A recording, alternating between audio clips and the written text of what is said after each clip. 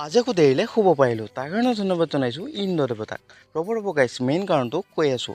আমাৰ যিটো সৰুতাকে দৌৰিব যোৱা নাই, আজি বৰষুণ দিয়াৰ কাৰণে তাৰ কাৰণে মই দেৰিলে শুইয়ে থাকিলোঁ। আৰু দেৰিকৈ শুই উঠি কিনে দেখিলোঁ চোতালত তিতি থকা খৰিকেইডাল মেলি দিছে আৰু সেইকেইডাল ইগন'ৰ কৰি কিনে দাঁত ব্ৰাছ কৰি শোৱাৰ পিছতে মই বাটৰ ফালে গুচি গ'লোঁ। অৱশ্যে গাইছ, কেতিয়াবা এইটো সময়ত ৰাতিপুৱাৰ ভাগত মেগী খাবলৈ মন যায় আৰু আজি মেগী খাব মন যোৱা দেখি কেনে মই তৰুণ বৰুৱা দোকানলৈ গুচি গ'লোঁ।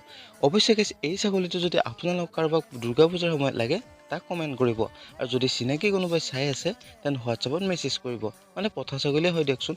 আৰু ভাতৰ ফালে ওলাই আহি দেখিলোঁ হিৰকদও কিবা কিবি লাইনৰ কাম কৰি আছে আৰু মেগী পেকেট লৈ কেনে 5 টকীয়া বৰফি এটা খাই মই আহিলোঁ ঘৰলৈ। আৰু ঘৰত আহি পলম নকৰি চচপেনটোত মেগীটো বহাই দি কেনে অলপ টাইম ৰখি দিলোঁ। প্ৰায় 10 মিনিটমান সময় ৰখাৰ পিছতে মই টেষ্ট কৰাত লাগি দিলোঁ। অৱশ্যে গাইছ, ইয়াৰ পিছৰখিনি কি হয় দেন অহাকালি লগ পাম। চ' আজি মিলকটো ইমান আছিল। যদি মিলককেইটা চাই ভাল পাই আছে দেন এটা কমেণ্ট কৰিবহে।